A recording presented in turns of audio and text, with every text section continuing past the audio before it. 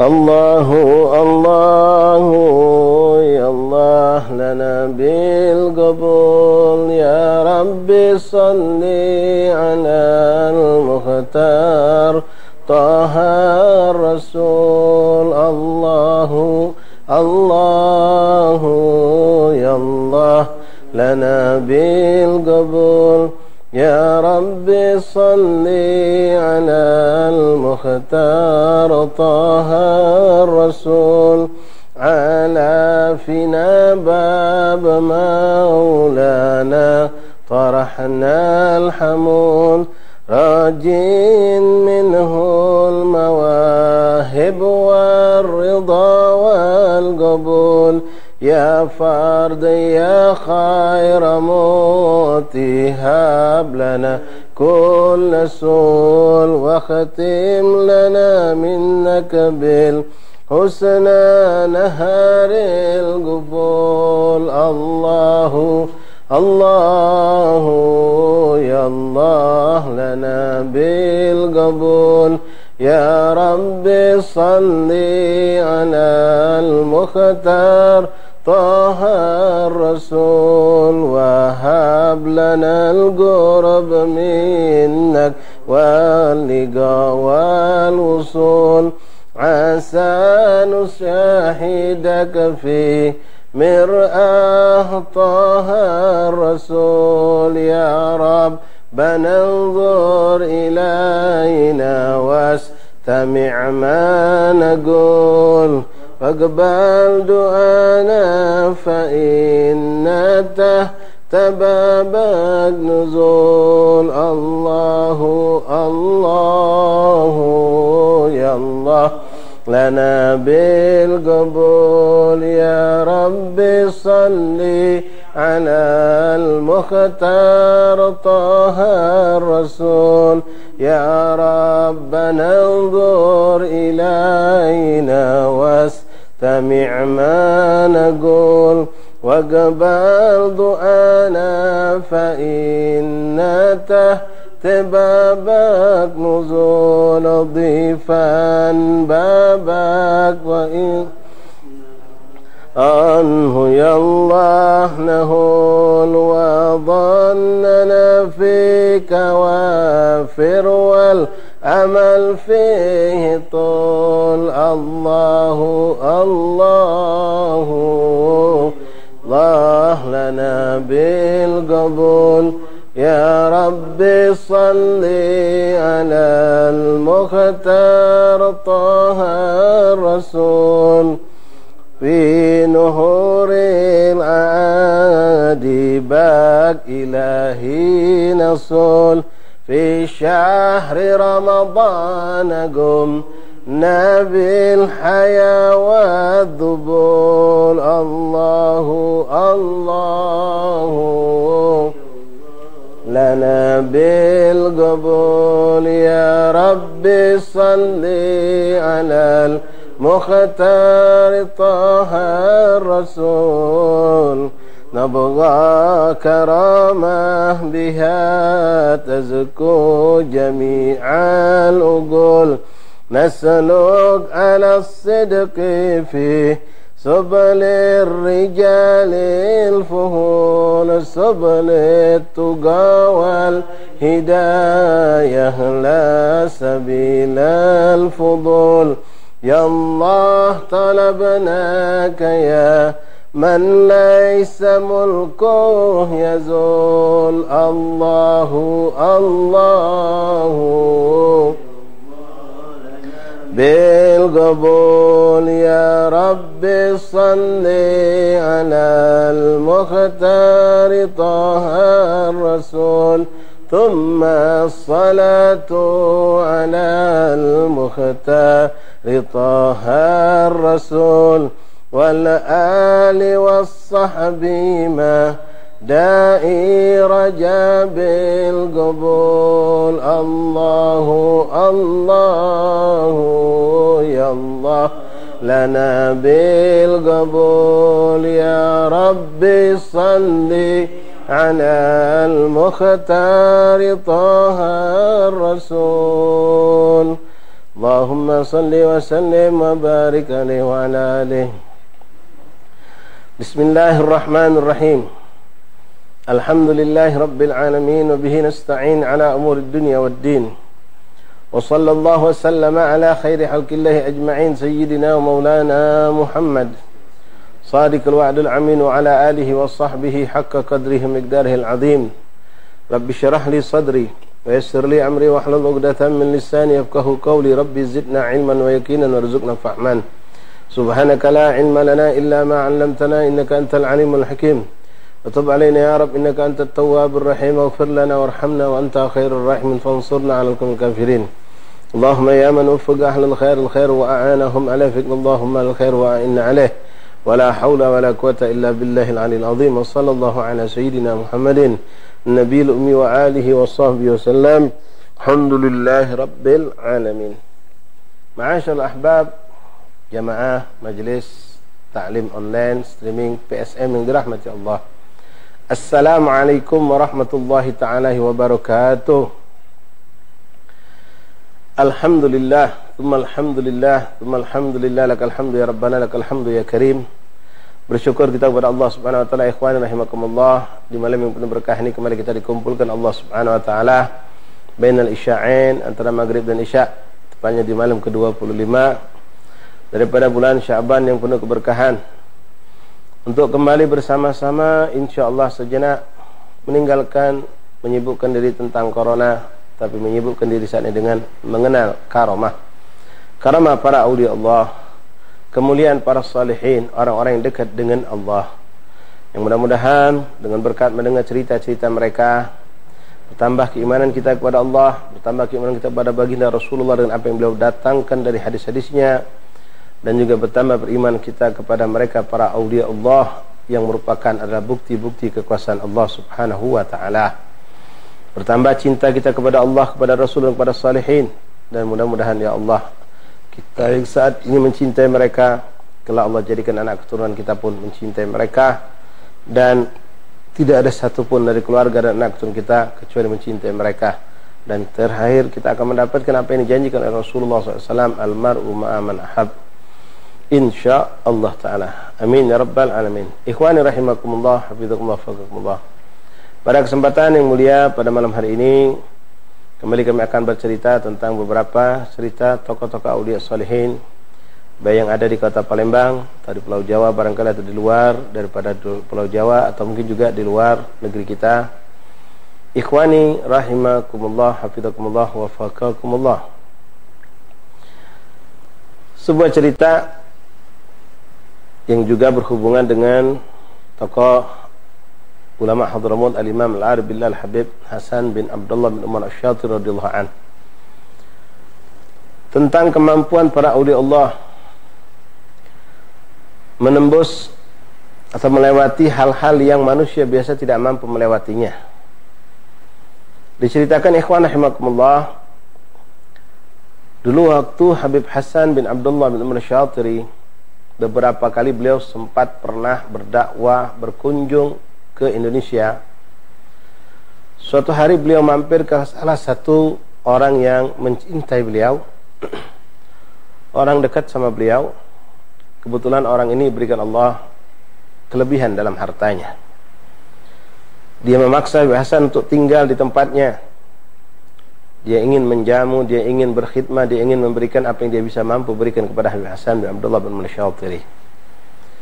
Maka Habib Hasan pun mengaminkan apa yang diinginkan oleh orang tersebut, karena mengingat orang ini memiliki tempat yang mudah dijangkau oleh orang-orang untuk bertemu dengan Habib Hasan, dan juga dengan izin Allah dia memiliki fasilitas-fasilitas yang bisa memudahkan orang-orang untuk duduk nyaman dengan Habib Hasan bin Abdullah bin Umar Asy-Syatiri radhiyallahu an.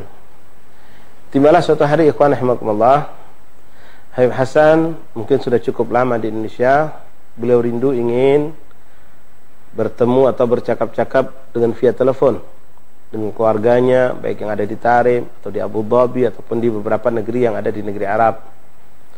Lalu Habib Hasan meminta izin kepada sahibul bait untuk menggunakan teleponnya. Yang waktu itu ikhwan, ya mungkin di tahun-tahun akhir 80-an, atau di awal-awal 90-an barangkali, waktu itu ya nggak ada telepon bisa nelpon keluar kecuali interlokal, dan kita semua tahu kalau udah nelpon ke negeri itu biayanya gede, apalagi kalau di siang hari, gede luar biasa kalau nelpon keluar negeri.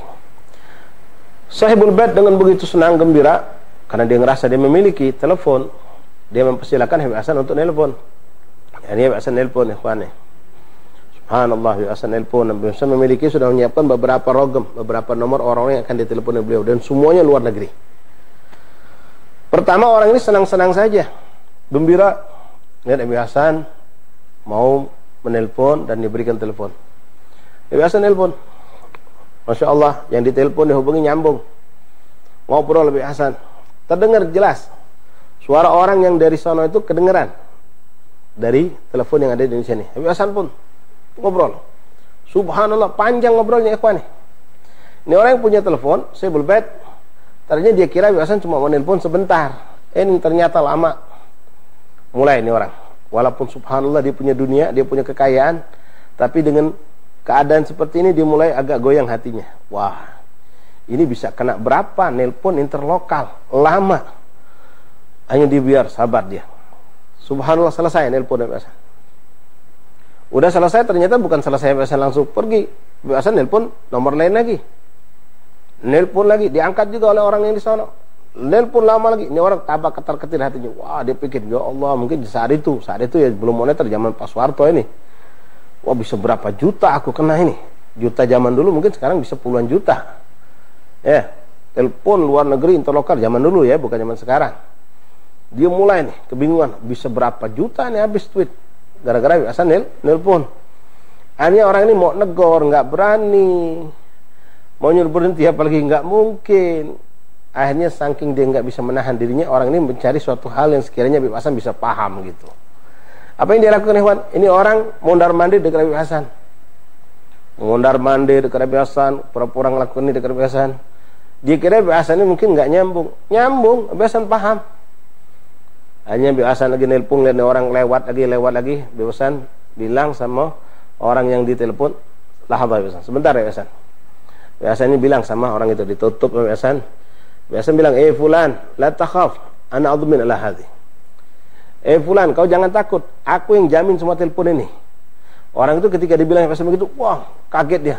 Oh enggak Habib, enggak apa-apa Habib, pakai aja Habib, sepuas Habib, enggak jadi masalah. Wah, langsung dia enggak enak. Ya. Udah selesai nelpon Habib Hasan, tutup, nelpon lagi dengan orang lain lagi. Walaupun dia udah dibilang begitu, dia udah bilang, oh enggak apa-apa, tapi masih namanya dimikir, wah ini bakal kena berapa nih. Singkat cerita ikhwan, selesai. Habib Hasan nelpon, sampai akhirnya Habib Hasan udah pulang. Awal bulan dia mau bayar iuran teleponnya. Udah kebayang ikhwan, kalau mungkin biasa dia, ini zaman dulu ya, ingat ya, zaman dulu bukan zaman sekarang, bayar telepon mungkin dia cuma kena 300.000, ini dia sudah pikir bisa kena mungkin belasan juta. Biasa nelponnya lama, banyak lagi sekarang sini. Tapi dia lupa, Habib Hasan udah bilang, aku yang jamin teleponku ini, kata Habib Hasan. Dia udah bawa duit ikhwan, ya zaman itu belum ada orang kenal kartu kredit segala macam, belum. Jadi bawa duit cash, sudah persiapan mau bayar. Sampai ke tempat, ke Telkomsel, katakanlah perusahaan telepon, ngantri bayar. Pas tiba dia tanya, berapa kena saya bulan ini? Dia udah kebayang kenanya banyak, gede, belasan juta barangkali. Subhanallah, petugas yang ada di loket mengatakan, bapak kena seperti biasa, nggak jauh beda dengan bulan yang lalu. Oh yang benar, kaget dia. Yang benar pak, nih buktinya aja semua nih, pemakaian tanggal sekian, semua tertulis di sini pak. Nggak ada yang aneh, nggak ada yang baru. Yang benar katanya, dilihat lagi. Subhanallah ikhwani. Diingat sama dia, tanggal sekian, bulan sekian, Habib Hasan itu nelpon. Jamnya berapa dia ingat. Dia cari di stroke laporan tentang telepon. Subhanallah nggak ada sama sekali. Shallu ala Nabi. Nggak ada sama sekali, nggak masuk hitungan. Padahal jelas-jelas Habib Hasan itu nelpon, berulang kali nelpon terlokal lama lagi. Wa hakadha auliya Allah. Hakadha auliya salihin ikhwan rahimakumullah. Mereka kalau mau dunia sangat mudah.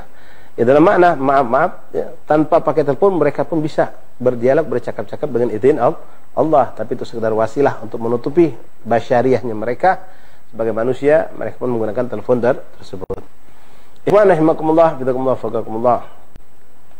Kemudian satu lagi cerita yang menarik, cerita yang juga menceritakan tentang kisah Habib Saleh Tanggul, Habib Saleh bin Husain Al-Hamid dan Habib Husain Berani di Jawa Timur, dua tokoh aulia besar dan kibar salihin yang ada di Jawa Timur ini.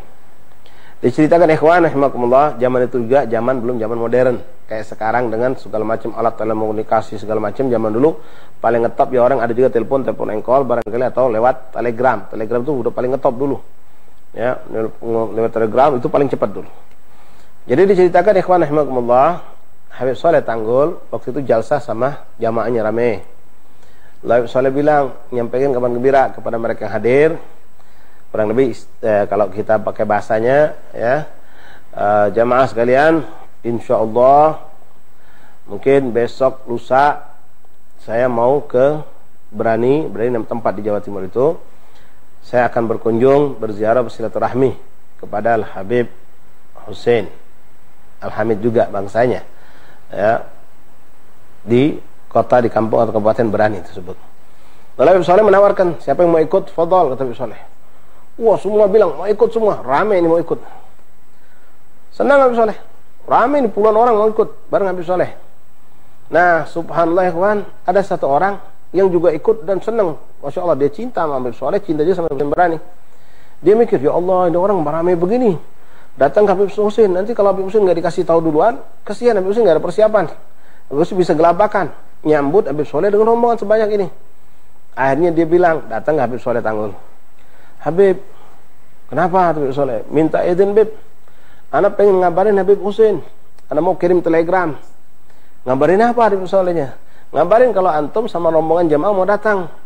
Anak takut nanti kalau Habib Husain nggak dikabarin, nanti dia nggak ada persiapan Habib nyambut kita. Dia kaget. Waktu itu Habib Husain mungkin nggak punya telepon, Habib Saleh juga mungkin nggak punya telepon barangkali ya. Walhasil yang dipilih telegram. Kata Habib Saleh, nggak usah, Habib Husain sudah tahu insyaallah. Habib Husain sudah tahu insyaallah, nggak perlu dikasih tahu. Enggak Habib, biar Habib nanti saya kasih tahu Habib. Ada telegram Habib, itu bisa cepat Habib, besok udah nyampe Habib. Orang ini setengah maksa sama Habib Saleh. Hanya Habib Saleh bilang, ya sudah, bismillah. Kalau kamu memang mau kabarin Habib Husain mau telegram nanti, pakailah, silakan. Udah dia pikir telegram itu ditulis sekarang, besok bakal nyampe. Subhanallah ikhwan rahimakumullah, hari kedua siap Habib Saleh dengan semua rombongannya ramai luar biasa pergi menuju ke Berani. Sampai di sana subhanallah ikhwan, bukan jemaah Habib Husain yang nyambut, orang-orang kampung pun nyambut. Mereka disambut, Habib Saleh disambut dengan rombongannya oleh Habib Husain dan jamaahnya yang ada di Berani tersebut. Masuk sampai subhanallah duduk jalsah. Nampak jelas kalau di situ Habib Husain benar-benar kayaknya udah tahu.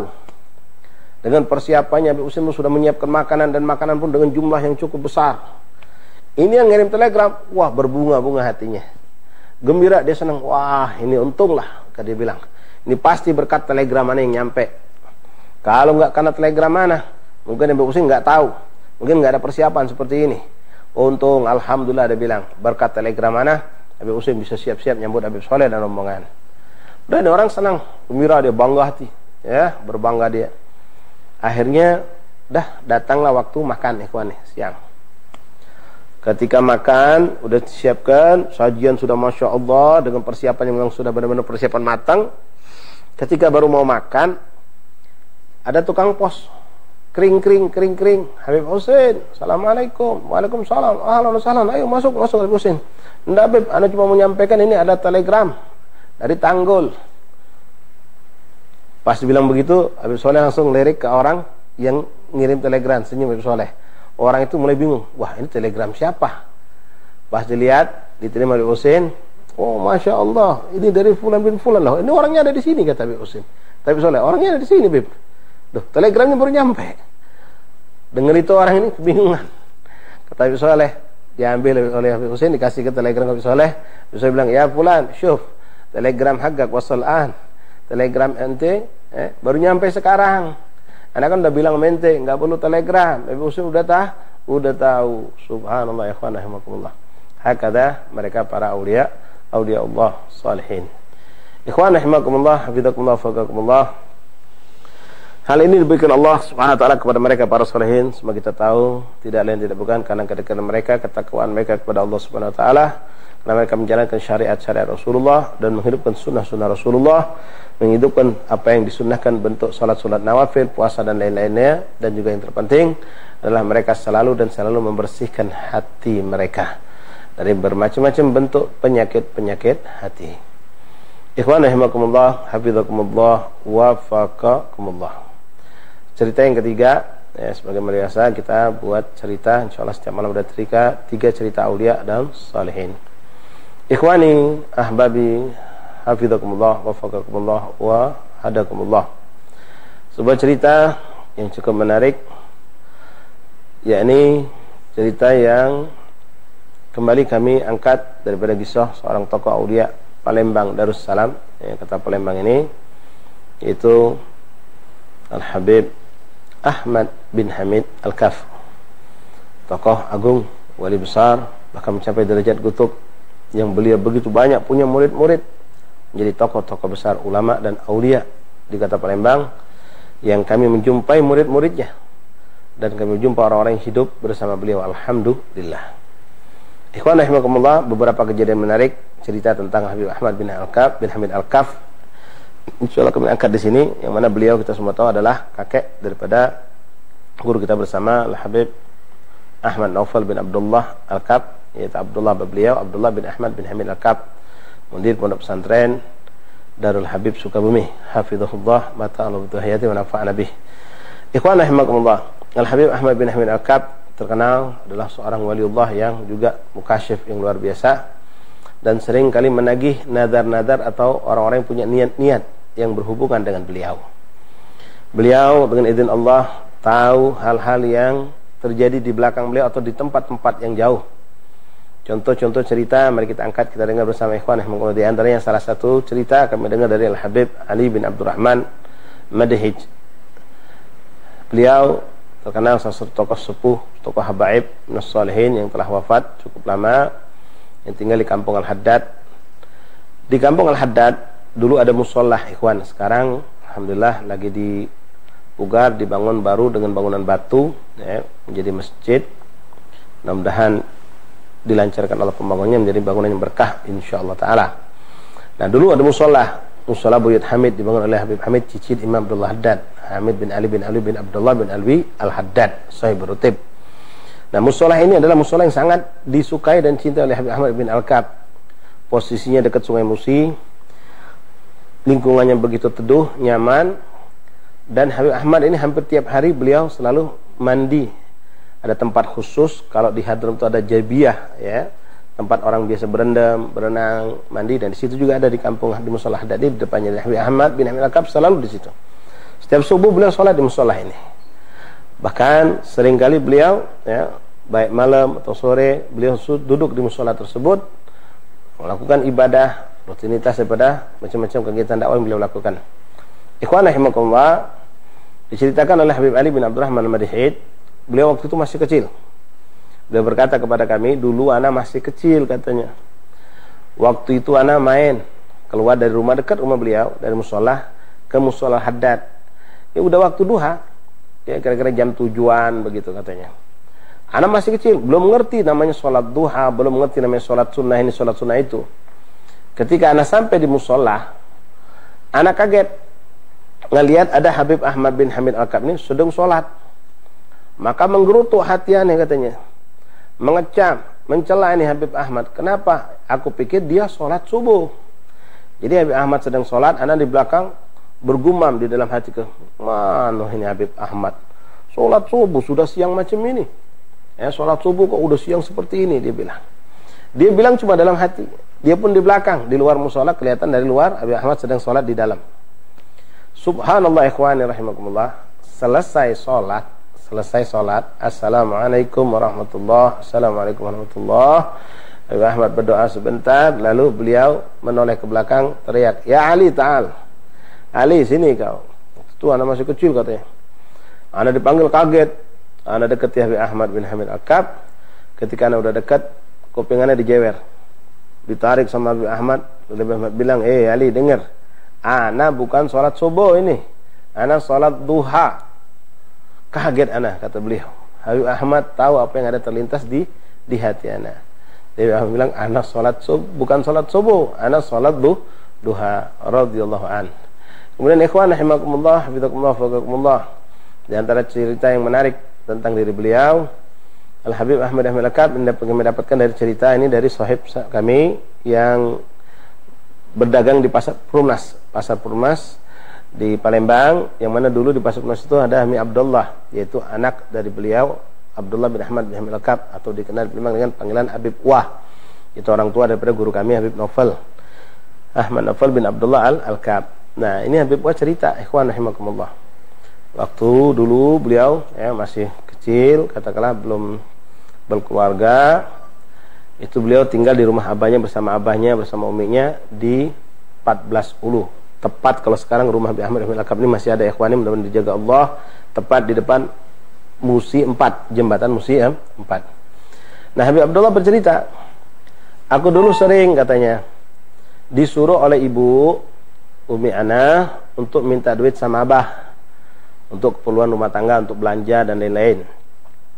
Kalau aku datang menemui abah, baik abah lagi duduk, abah lagi berzikir, lagi ibadah atau apa, beliau selalu mengatakan, ambillah duit di kantong baju abah di kamar. Subhanallah, kata Habib Abdullah, setiap abah bilang begitu, Habib Ahmad bin Al-Kab bilang, maka aku dapatkan di kantong baju di kamar ada duit pas dengan jumlah yang diinginkan oleh ibuku. Itu sering kali terulang. Sampai suatu hari, kata beliau, ana disuruh Umi minta duit sama abah, sama Habib Ahmad bin Hamid Al-Kab untuk kebutuhan belanja. Waktu itu abah sedang sholat. Karena ana merasa setiap kali kalau ana minta, abah selalu bilang ambil duit di kantong baju di kamar. Maka akhirnya ana pikir, sudahlah, nanti juga paling disuruh abah ngambil duit di kantong baju di kamar, aku ambil aja duluan, nanti kalau sudah selesai abah sholat baru ana lapor ke aku sudah ngambil duit, kata beliau. Akhirnya ikhwan rahimakumullah, beliau ke kamar, masuk kamar, ngelihat ada baju, yang biasa baju itu memang dipakai oleh abah dan ada duitnya. Pas beliau mau ngambil duit ternyata kosong, nggak ada duit sama sekali. Hanya beliau mau nggak mau harus nunggu abahnya sampai selesai sholat.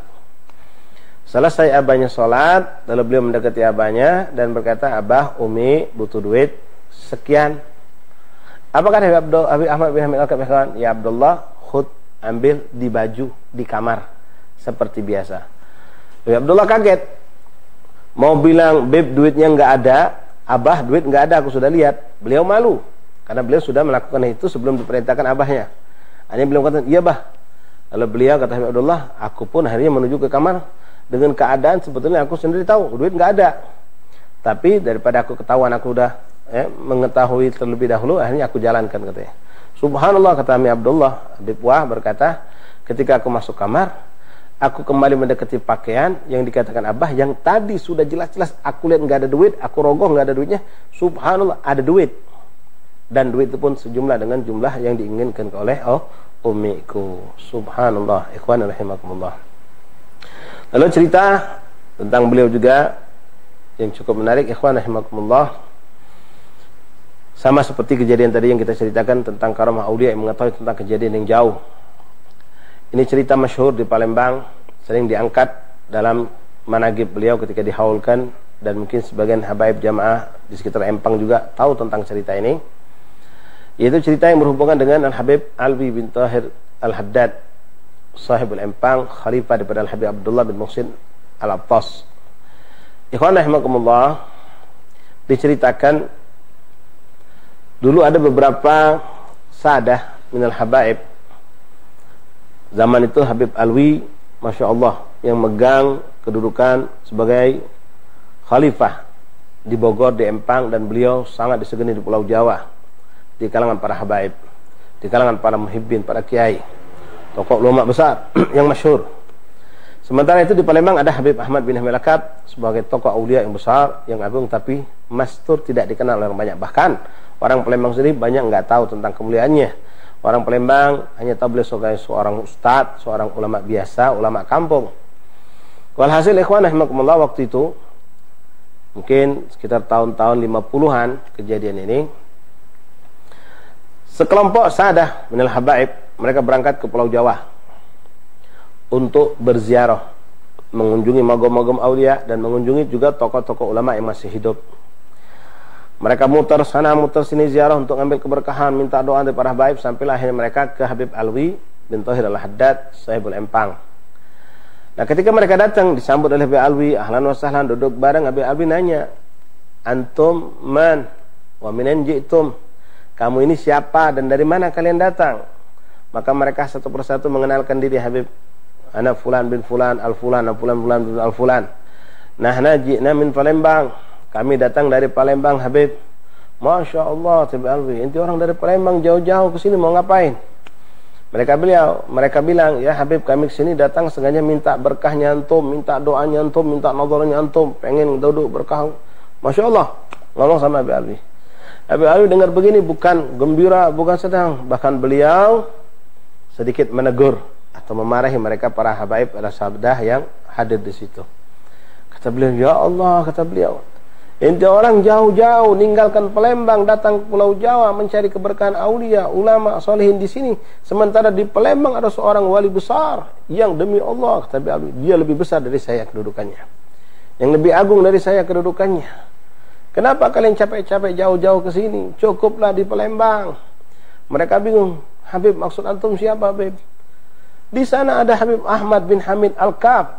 Itu orang hebat, orang yang sangat dicintai oleh Rasulullah. Ini orang ikhwan ini, ya, kebingungan dan ada juga rasa malu yang besar pada mereka.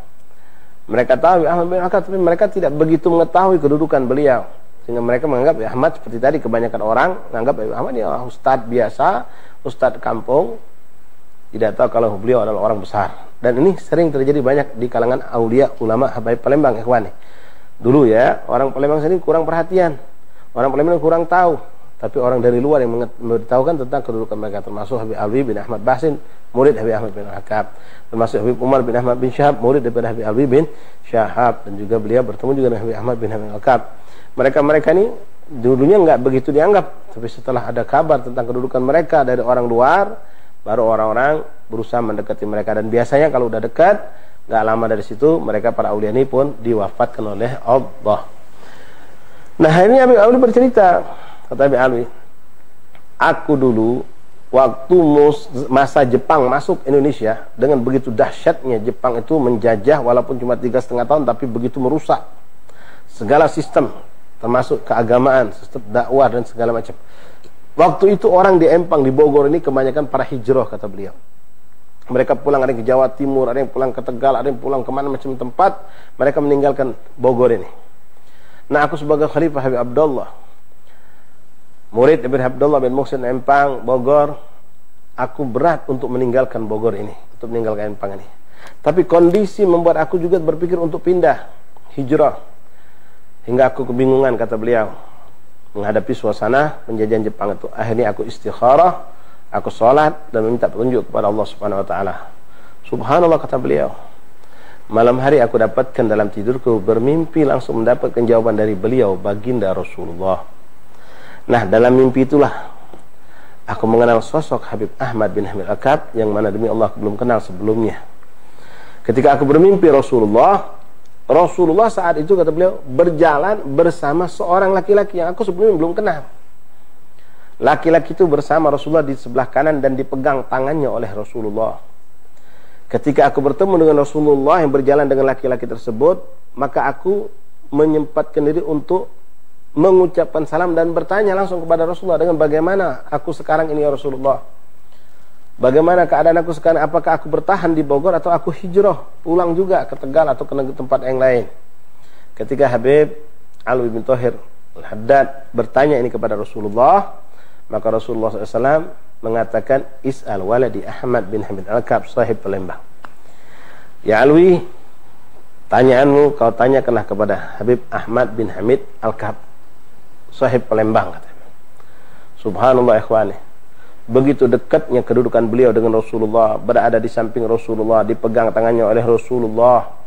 Dan Rasul pun melemparkan jawaban diberikan kepada Habib Ahmad bin Al-Kab. Disitulah aku mengenal sosok agung beliau dan aku meyakini seyakin-yakinnya kalau beliau adalah orang yang paling dekat dengan Rasulullah saat ini. Aku tidak ada apa-apanya dibanding ke beliau.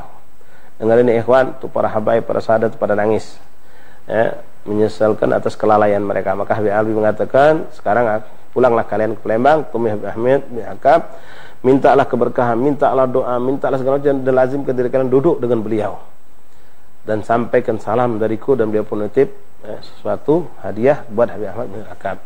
Jadi mereka pulang ikhwan. Subhanallah, ini para sadah pulang sampai di rumahnya, mereka merencanakan besok langsung untuk menemui Habib Ahmad bin Al-Kab.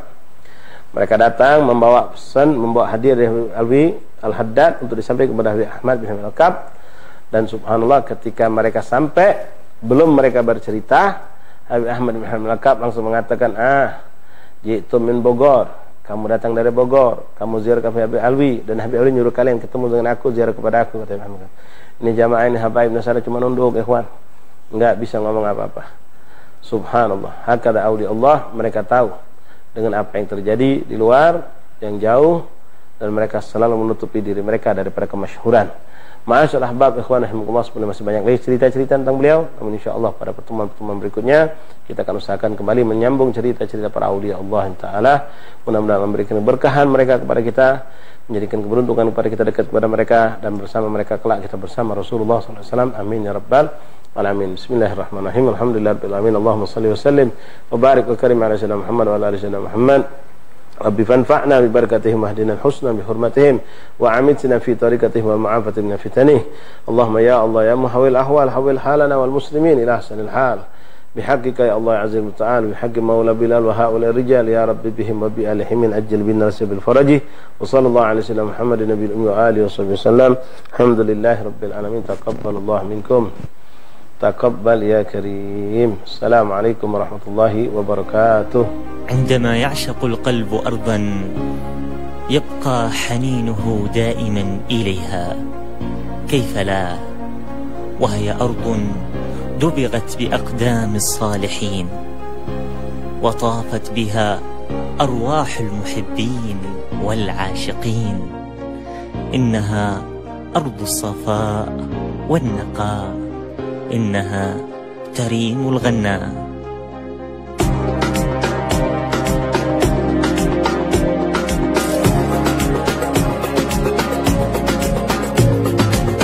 يا زينة الدنيا ويا أرض الهدى، يا بسمة العشاق ويا قطر الندى، يا خير يروي الأرض من سابق قديم. أنا مشتاق يا غناتني، أرض المحبة والأخوة والسلام، أرض التسامح والتصافي والوئام، أرض المحبة والأخوة والسلام، أرض التسامح والتصافي والوئام، أرض المودة والتراحم والنعيم. كم لك أنا مشتاق يا غناتني، كم لك أنا مشتاق يا الغناتني.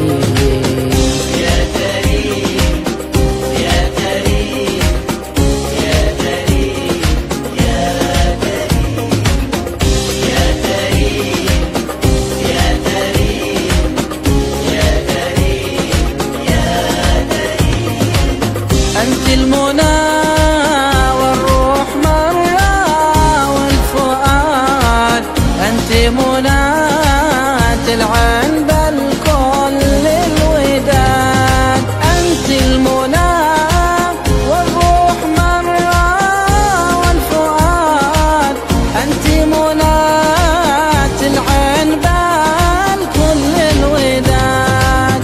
يا بخت من هو كان في أرضك مقيم،